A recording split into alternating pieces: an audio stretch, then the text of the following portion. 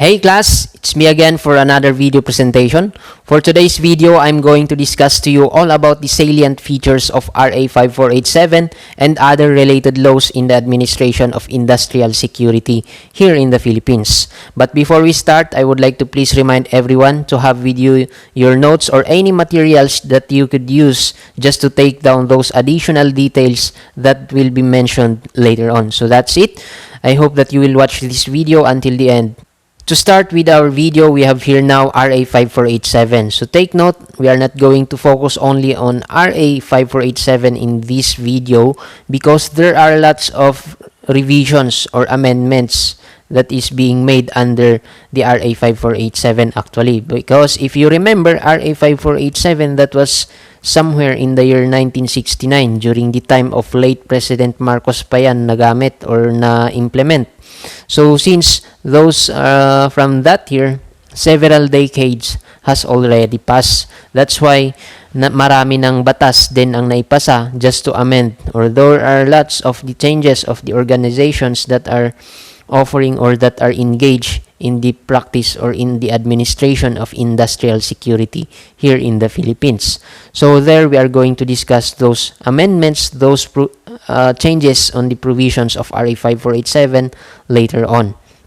So now let us focus more here first on RA 5487. So take note, don't forget that RA 5487, it is known for the short title Private Security Agency Law. So we have here, take note also that RA 5487, that is the very first law that was passed or that was approved or implemented to professionalize security works here in the Philippines. So it was mentioned that RA 5487, it regulates the organization and operation of private detective, watchman, and security guard agencies in the Philippines. So take note of the regulate. So how they regulate or how they will control the security practitioners here in the Philippines or the practice of security profession here in the Philippines. One way is that meron na po yung issuing or issuance of licenses or permits. Okay, that is one way to regulate or to make sure that those being involved in the practice or offering security services here in the Philippines are suitable to perform those jobs or qualified to perform those jobs as a security guard or security officer here. And also not only with regards to the person who are engaged in security practice, but also with the security guard agencies, the operation of security agencies. So that is being governed by RA 5487 and as amended by different laws. Okay, so we have here now the scope of the Act, RA 5487, as we have mentioned or as we have also started a while ago. The organization, operation, and business and activities of private detectives, watchmen, or security guard agencies shall be governed by the provision of this Act, as we have started or as we have mentioned already a while ago. So the operation, the business or activities of private detectives also, watchmen, and or security guards agencies. So lahat-lahat po yun, that is the one that is being governed or the provision of this Act will be applied. Okay, so that is all about this scoop. And now we have here the PADPAO. So what is the PADPAO actually is, it is also known as the Philippine Association of Detective and Protective Agency Operators. So what is the role of the PADPAO? So take note, he is authorized or it is the authorized organization of security professionals in the Philippines to issue the implementing rules and regulations pertaining to RA 5487. So they have also have the right, okay, or they have the power to implement or to create policies or memos that might or that should be followed by the different security practitioners here in the Philippines. So that is one function or that is one power of the PADPAO also. So aside from the PNP SAGSD or PNP SOSIA. But by the way, we have here now the PNP SAGSD that I've mentioned a while ago.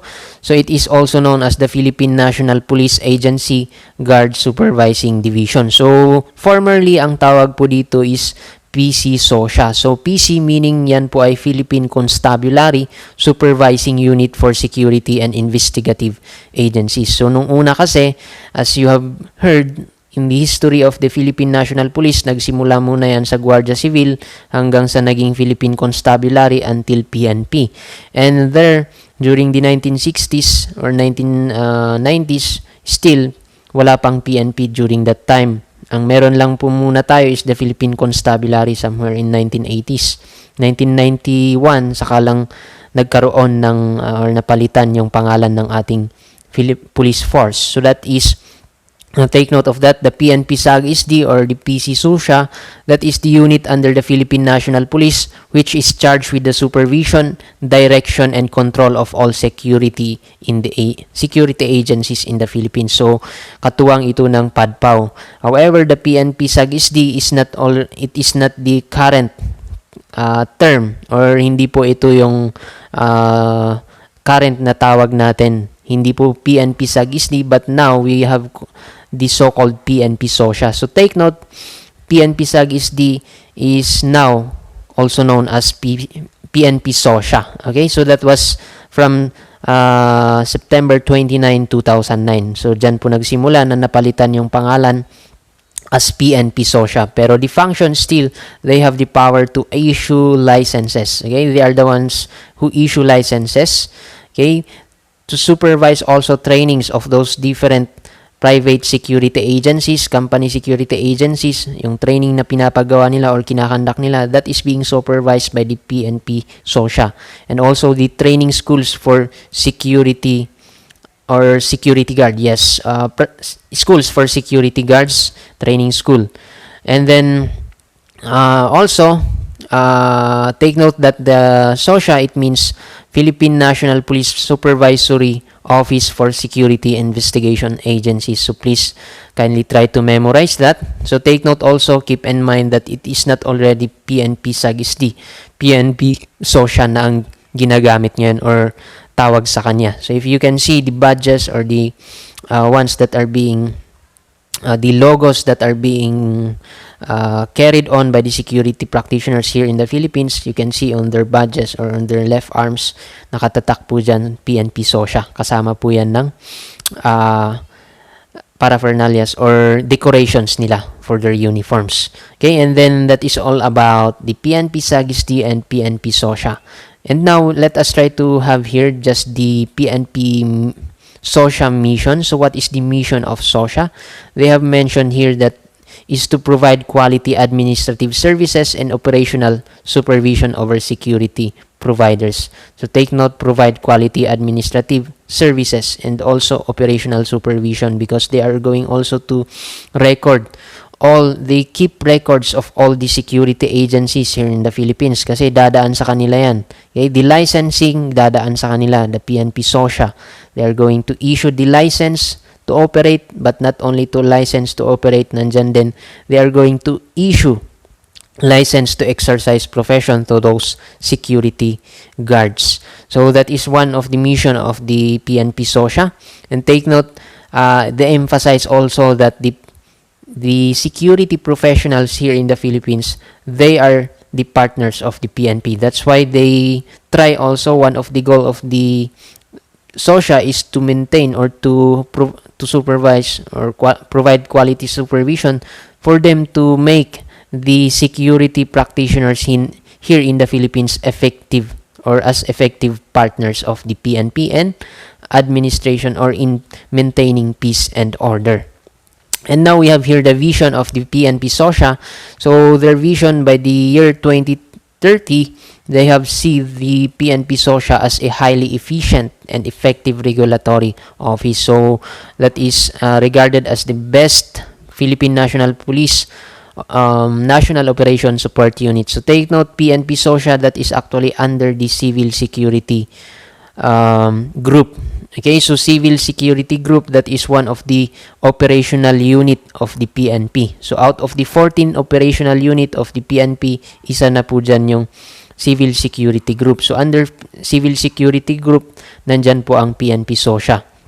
So take note that PNP SOSIA, one of their goal is also, or on their vision, they emphasize that they are going to be a highly efficient and effective regulatory by the end of 2030. By how? So, yun, we are going to discuss their core values. So, with regards to their core values, first one there, we have here 5. Let us take a look first on service excellence. So, they have said fast and efficient processing time, especially in issuing licenses or in making sure or in keeping records of those security organizations or practitioners here in the Philippines, in releasing those requirements or those papers, necessary papers in the practice of security profession here in the Philippines. Consistent improvement of systems and processes to enhance service quality. So as we have mentioned, in the nature of crime, we have said that it is also dynamic, or it changes from time to time. So in the service or in exercise of law enforcement, we need also to enhance service quality in order for us to provide more or better security or better way in implementing or maintaining peace in order here in our country. And then we have here output based. So that is the second core value of the SOSIA, output based. So they are going to ensure that every performed task has positive result translated to customer satisfaction. So one sign that it is achieved is that customer satisfaction. So if we see that they are satisfied, we can see that they feel safe as we provide security services to them, then that is a sign that we have ensured, or that is a sign that we have a positive result, okay, in providing security services to those customers that we, or to those clients. And then we have here STEADFAST. It talks about resolute and unyielding. Resolute in a way that we are firmly determined, or firm determination, in a way that we are going to implement, or they are going to implement, or they are going to follow, enforce the law or the provisions or the exact provisions of the law without going back, okay? Or they are going to enforce the law, applicable laws and policies to maintain quality standard of private security services. So in short, being impartial, okay? So that is all about STEADFAST. We have here now integrity imbued. So one of these is under this core value, it says that SOSIA personnel are imbued with the highest ethical standards, demonstrating honesty and fairness in every action they take. So one of the way that they have that they gave, or that they have made, just to inculcate or to imbue to those security professionals, practitioners, or guards here in the Philippines, is the ethical standards that they have created. So nandyan po yung 10 general orders na kailangan ding isaulo ng bawat security guards in conducting or in performing their job as a security guard. And also the security guards creed. So nandyan makabayan, makadiyos, makakalikasan, and makabansa as the one also of the core values of the PNP. So yun nga, nasabi natin kanina, main goal din ng ating mga security guard is to maintain peace and order in our country. So kaakibat sila ng PNP. And then the last core value of the PNP SOSIA, we have here automation oriented. So using modern technology and database management system for globally competitive private security services. So they are going to try also, they are trying their best also to be adapted, okay, to those technologies that are being used in the practice or in security works, in supervising all those security organizations, okay, or agencies here in the Philippines. So they are going to keep automated records and other documents, or anything that is all about security agencies here in the Philippines. And now we have here the organizational chart of the PNP SOSIA. So we have here on the topmost part, by the way, sa taas-taas, pinakataas po niyan is meron po tayong PNP chief. And then going down, we have here now the CSG, the operational unit, and then CSD, Civil Security Group. And then we have here now under the CSG, we have here the PNP SOSIA. So on the organizational chart of PNP SOSIA, we have here the Chief SOSIA. So he is the head of the PNP SOSIA. And then we have here, he has an assistant chief, and then under the assistant chief there is the licensing unit. Okay, so simply they are the ones also to keep those records of those security professionals, or also they are the ones to issue those license to operate, license to exercise professions to those security guards or applicants. And then we have here training division naman, and then enforcement division, and they have also the K9 division. And then lastly, we have here the regional, directly under the assistant chief is the regional civil security units. So take note of that. Regional regional civil security units po ang ibig sabihin ng RCSU na yan. So, just an update, take note that the current acting chief of the SOSIA is, please take note of this, Police Colonel Sidney N. Villaflor. Okay? So, he is the current acting chief of the PNP SOSIA.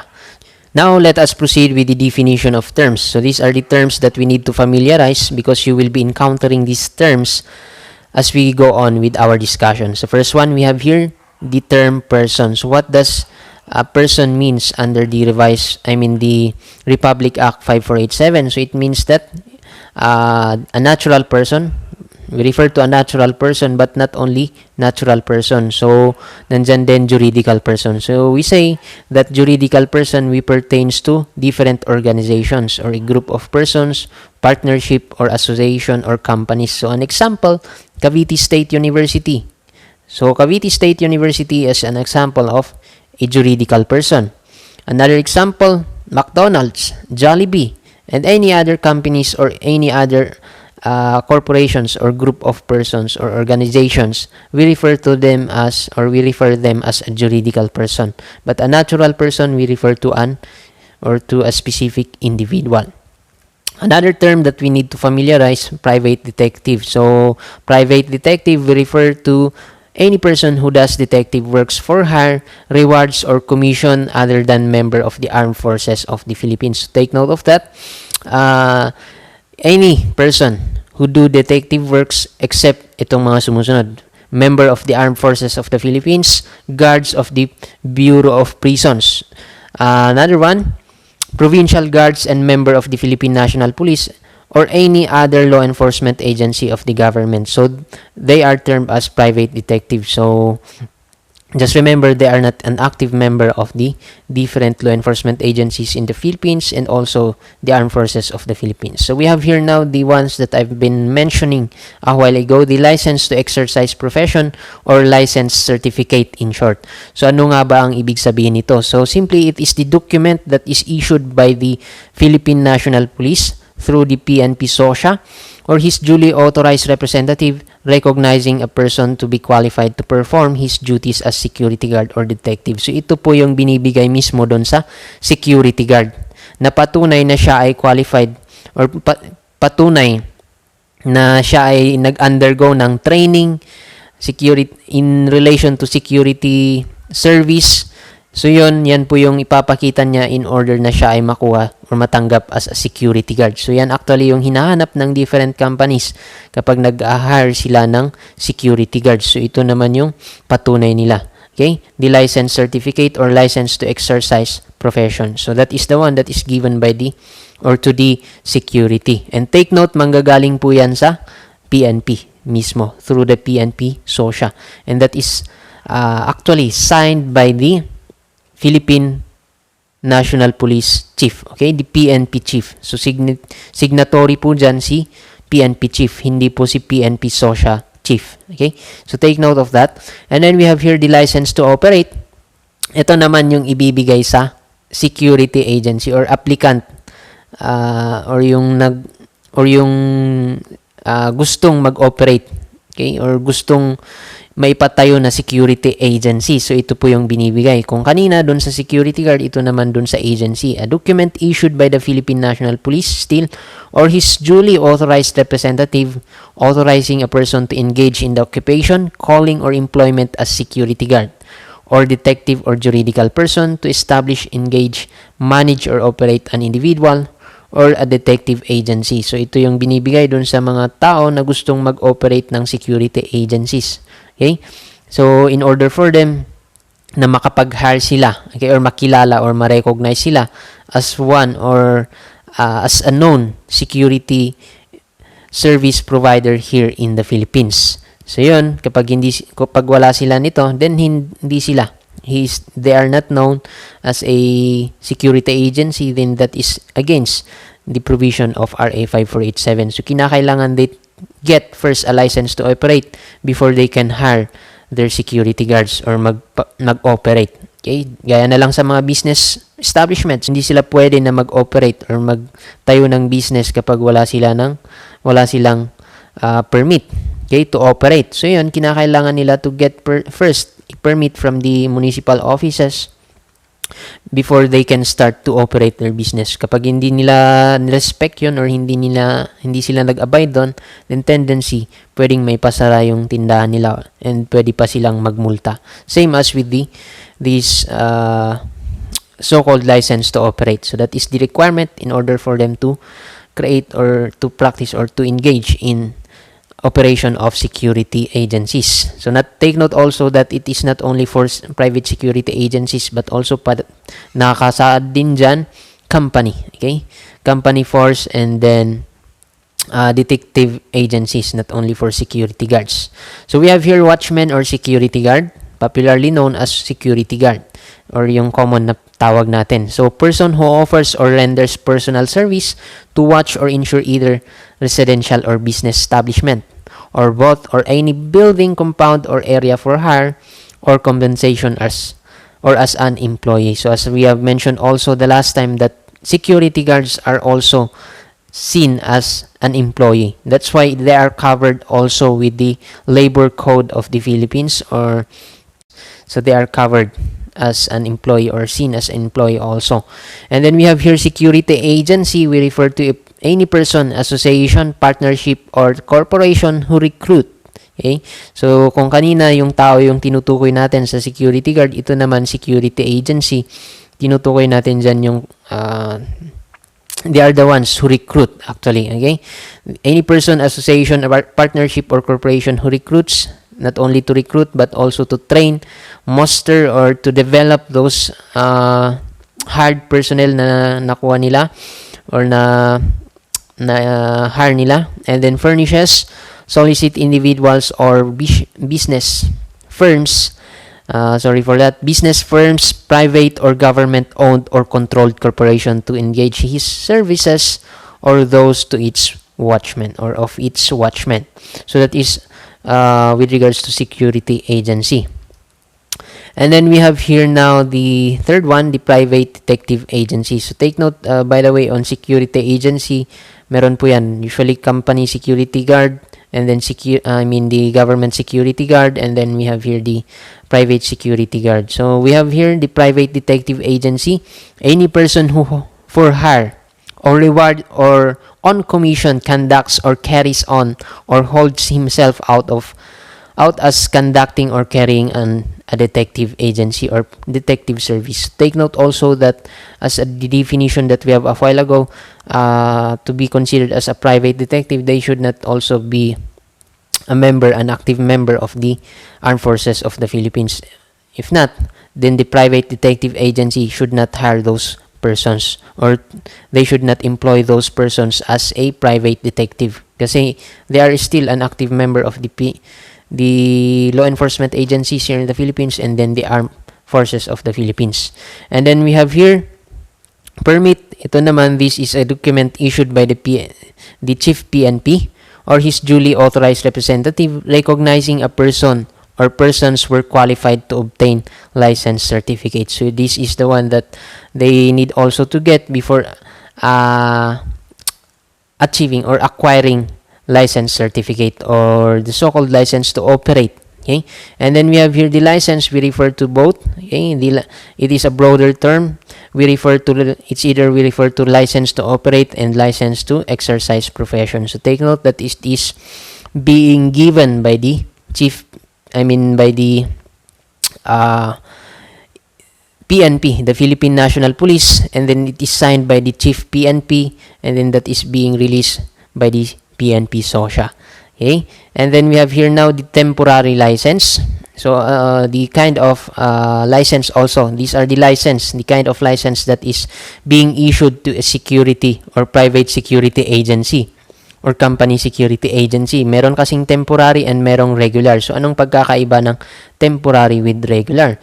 So dito sa temporary, it is the initial or conditional issuance while awaiting issuance of regular license, identification cards, or in interim for purposes not covered by rule number 5. So dito po kasi, ang binibigay is temporary license kapag hindi pa sila comply sa lahat-lahat ng requirements. Kasi meron dyan, kinakailangan mong ma-employ na security guard. Merong specific na number of security guard, and then that will be mentioned later on. So for a private security or for main branches or for the first year, kinakailangan you have at least 10 security guards for company security guard force. So you need to employ at least 10 security guards before you can for the first year, before you can get regular license. Pero kulang ka, wala ka pang na-employ na 10 security guards, then temporary license lang muna ang ibibigay sa'yo. So that is the very first, or yan yung ibibigay kapag hindi ka kompleto ng requirements or hindi ka pa nakapag-comply dun sa kinakailangan before you can be given the so-called regular license. So ito naman yung binibigay kapag nakompleto na or na-achieve mo lahat ng qualifications na kinakailangan. Okay, so nandyan, ibibigay generated private security personnel license card, duration or validity of which shall be for 3 years. So take note that the validity of regular license is 3 years only.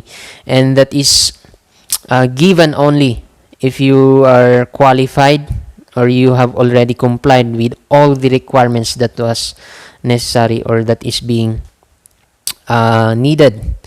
And then we have here the security guard. It's the same to the one that we have mentioned a while ago, or security guard or watchman. So just with that, we just refer to the person who offers or renders personal security service. And then we have here now the private security personnel. So we refer to a natural person, including private detective. So lahat-lahat na ito, okay? Lahat broader term. So kung kanina security guard, tinutukoy lang natin those persons who renders personal security service. Nandito naman private security personnel, lahat-lahat na. It covers the security consultants, private detectives, security officers employed as security guards also, and lahat-lahat na. Okay, so that is being referred to as private security personnel. And then right to control, we have here it refers to the right reserved to the security service contractor. So who is the security service contractor na tinutukoy natin? So SSC, in other words, is the same with the private security agency. So ang tinutukoy po natin pag sinabing security service contractor is yung yung same as with the private security agency. Parehas lang po yan yung tinutukoy natin. So what is right to control? Reserved to the security service contractor to determine not only the end to be achieved as required by the principal. So yung principal naman na tinutukoy natin dyan is yung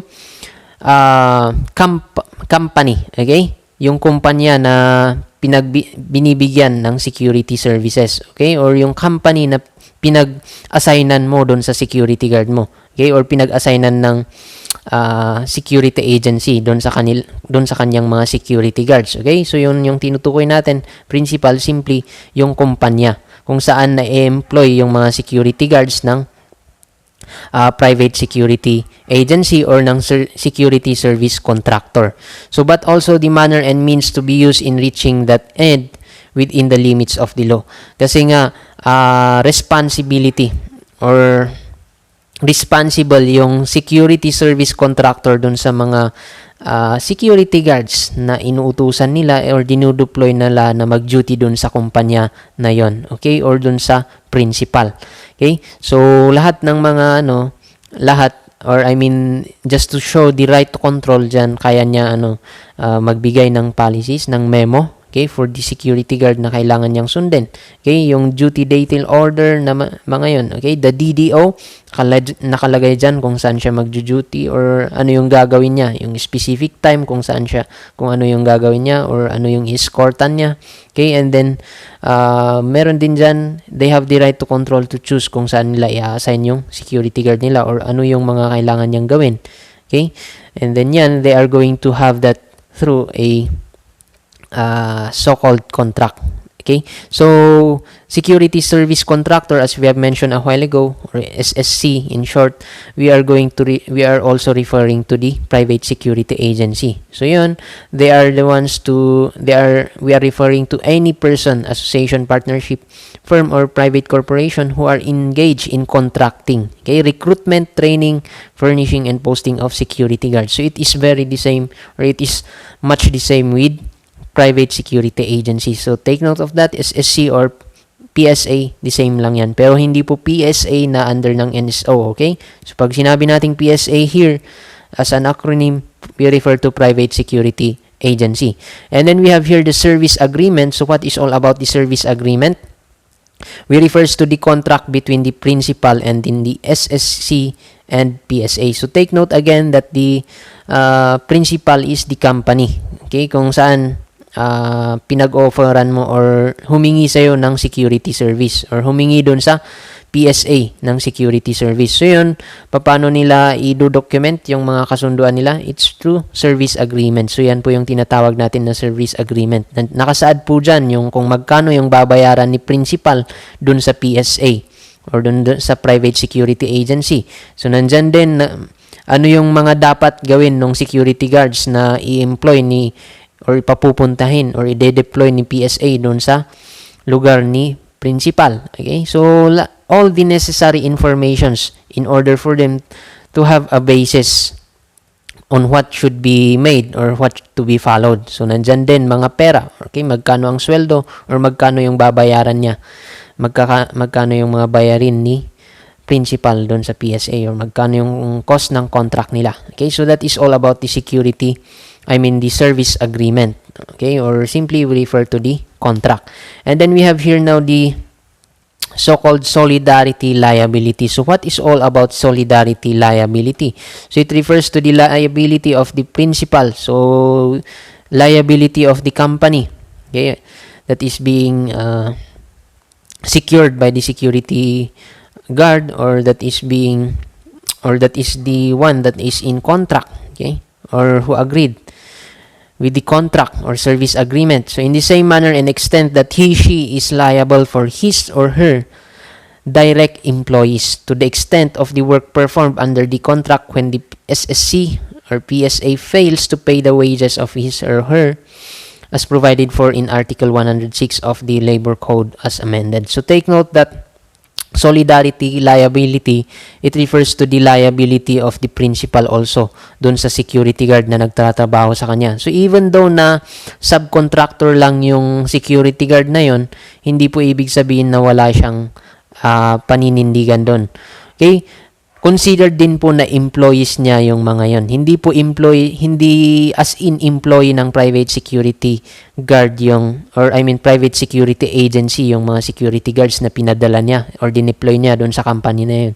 So the principal also has also a liability and yung tinatawag natin na solidarity liability. So ano yung gagawin niya daw in times na hindi makapagbayad or hindi mapasahod ng private security agency. So it is also a solidarity liability of the principal na pasahurin. Okay? Pasahurin yung security guard. So by the way, Article 106 of the Labor Code, it talks about the contractor or subcontractor. So whenever an employer enters into a contract with another person for the performance of the former's work, the employees of the contractor and the latter subcontractor, if any, shall be paid in accordance with the provisions of this code. So, nandyan na po yung minimum wage na sinasabi natin. So, minimum wage, it differs from, or it depends upon the classification of the city or the status of the city. So, meron kasi Class A municipality, Class B municipality, and others. So, magkakaiba-iba yung minimum wage. So, it depends upon the status of the city also. And then we have here the total contract. Ito naman yung tinutukoy naman natin dito is yung kabuuan ng lahat-lahat na babayaran ng principal dun sa security service provider. Okay, so it refers to the payment of wage and wage-related benefits, including social welfare, benefits of security guards, and other private security personnel in conformity with the standard computation of the DOLE using the form prescribed in the guidelines. Okay, so that is what we refer to as the total contract cost. And then we have here the trilateral relationship. So it is composed. So trilateral, by the word tri, so meaning it involves three. So sino yung tatlo? Here in trilateral relationship, we refer to the relationship between the contracting party, the subcontracting party, and then the principal. Okay, so nandyan yung company. Okay, yung company na company or client. Okay, so siya yung humingi ng security service, and then si contracting party naman, siya yung private security agency or security service provider. So siya yung tinatawag natin as the contracting party. Okay, so he is the one to provide security guards. So anong tawag doon sa security guards na i-deploy na doon sa company? Okay, sabihin natin sa hotel na yon. Okay, meron siyang pagmamay-ari na hotel. So yun, ang gusto niya, nakipag-usap siya dun sa contracting party, dun sa security agency, and then yun, kailangan niya ng 10 guards, security guards. So ang gagawin niya, magpo-provide ito. Okay, kakausapin niya si security agency ipo-provide niya yung 10 security guards dun sa hotel ni principal. Okay, so that is the trilateral relationship that is what we refer to as the trilateral relationship. So take note, merong paninindigan yung with that, merong condition between the contractor and subcontractor. So meron silang kontrata din. Okay, or agreement na ito dapat yung gawin mo when you will be deployed dun sa company ni principal. Okay, so yan yung mga conditions, yan yung gagawin niya, magkano ang sahod niya, okay, and then lahat-lahat na ng mga necessary informations, okay, that they can use as their basis dun sa trabaho na yun. And then nandyan din meron ding kontrata na naman or agreement naman between the principal, okay, between the principal, the security service contractor, and then the principal or the PSA, and then the principal. Okay, so meron naman silang agreement, magkano ang babayaran. Okay, babayaran ni principal dun sa company. Okay, lahat-lahat na nandun, or the service agreement na tinatawag nila. And then ito naman, syempre meron na namang agreement yan. Okay, so yun, that is what we call as trilateral relationship.